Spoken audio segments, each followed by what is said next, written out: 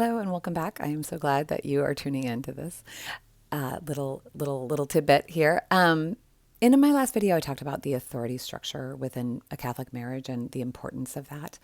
And today, I'm going to sort of dive in a little bit more into the importance of culture within your Catholic marriage. I'm going to talk specifically about a type of love that we, as Catholic mothers, are told to extend towards our husbands and our children. And this is in St. Paul in the Titus 2 talks about this. And in that, he instructs older women in a community to teach younger women to have an amiable relationship towards their children. And he uses the word philia, which is a type of love. There are four types of love that are mentioned in the Gospels and in the letters and New Testament, and that are written in Koine Greek. And this one is the type of love that you have for your friends. And so I would say that this is sort of liking people. This is the kind of love that you have where it's you enjoy their company, you want to hang out with them, you want to be a part of their lives, which is quite different than the other forms of love. So there's eros, which is more of a sexual love, and that it's more of a giving and a receiving. And there is agape, which is charity. That's the highest form of love, which is loving people for God's sake, and loving God, and extending your love to God to other people. And then there's storge, which is storge, I think maybe. I'm like blanking out on these. I don't know. My brain isn't on today. Which is the love of familiarity. So that would be family love. So that's like sort of your more primal love that you have for people because, it's they're within your family, and you love them also because there's a level of familiarity there. So it's quite comfortable. But with philia, this is sort of a love that it's a choice that you make for your own pleasure, if that makes sense. That might be the wrong way to describe it, but it's like people that you like. So somebody that you have a philia love for, that kind of love for, would be, someone that you're happy to bump into on the street, maybe, or bump into at the grocery store or whatever. There's these people that you're like, oh my gosh, I really like you. You're so fun to hang out with. Or your friends that you want to hang out with, or the people that you choose to surround yourself with, that people that bring you joy in conversation. And St. Paul obviously thinks that this is a very important type of love to extend towards our spouses, because he tells women to do this. It's in one of his letters. And so if it's there, it must be very important.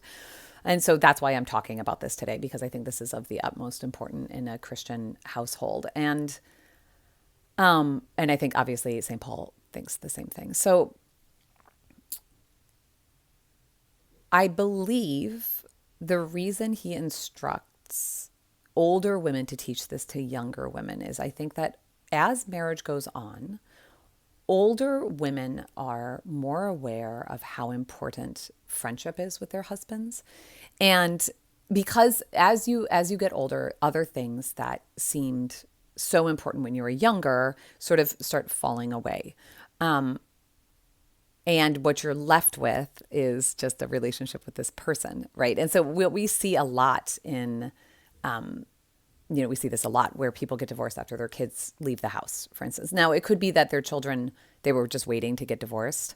And then, they wanted their kids to be on their own before they did that. But it could also be that if that family has not developed this sense of liking each other and the sense of friendship, that after the kids leave the house, who might have been the focus of the family most of the time, after they leave the house, they're, these empty nesters are just staring at each other like, well, I don't even know why I'm here with you anymore, because you're not going to have any more children. Maybe you've already supported each other through your careers, and you're kind of going down on that, right? Like you're no longer striving to go up in your career. You're kind of at the upper level management or wherever, the peak of where you're ever going to be. And so what you're left with is this, and honestly, I don't know, but I mean, like maybe your interest in sex is sort of dwindling at this point. I mean, if you're an empty nester and your kids are, our last baby was born when I was 40. So, we would be pushing 60 when she leaves the home. And so I'm not saying that sex becomes less important as people get older. I'm just saying that that kind of like, that really fiery, passionate sexual love that people have for each other in a marriage. I mean, as you age, and as your hormones change, you go through menopause, men their testosterone goes down a little bit or whatever. Those kinds of elements of marriage that were maybe, super, super hot in the early part of your marriage might start to dwindle. I'm not saying that's a good thing. I'm just saying, like, I'm not trying to presume that people that are older don't have active sex lives in their marriages, but I can see how, like as you get older, things get a little bit less, maybe like a little bit less hot in the bedroom. I don't know. But that's why I think older women are supposed to be teaching these things to younger women. And I am not an older wife, I guess. I mean, I'm 41, but I've been married for a long time. I think I do have a certain amount of experience with marriage. And so I would like to teach younger women kind of the skills that I've learned over the years and the things that I've watched with my mother and my grandparents, my grandmothers, and other women that I really admire, and how they, especially older women who have, happy marriages into late life, or women who have successfully raised a beautiful, happy family with their husbands, and what I've noticed about their behavior in marriage and how that has helped them. But also, I want to drive home the idea that we are doing that this is good for our soul. So if St. Paul instructs us to do something, it is because that is our Christian duty to do so. And we ought to never neglect what Scripture tells us to do as wives and mothers. And if you're a man watching this, you shouldn't neglect what Scripture tells you to do as a father or a husband. But we should never neglect that. So we need to pay attention when Scripture tells us to do things. We must do them. And of course, I'm a Catholic, and so I'm speaking through the lens of understanding the Catechism of the Catholic Church with this. So I'm not just reading the Bible and saying, oh, look at this little section here. We should do this. This is Catholic teaching. This is part of the wisdom of our church. And then when we read Scripture, these things sort of pop out at us. Okay.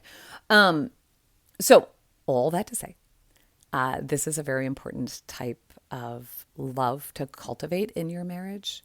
And a wise woman who loves God and loves her soul and loves her husband and her children, sorry, is going to pay very close attention to the concepts of, or this idea of filial love. Okay. And so I'm going to stop this video here, and then I'm going to get into, in the next video, sort of the impediments to this, and then ways to overcome issues within your marriage that might be holding you back from this sort of fondness towards your children and your husband. Okay. So I will see you in the next video. Bye.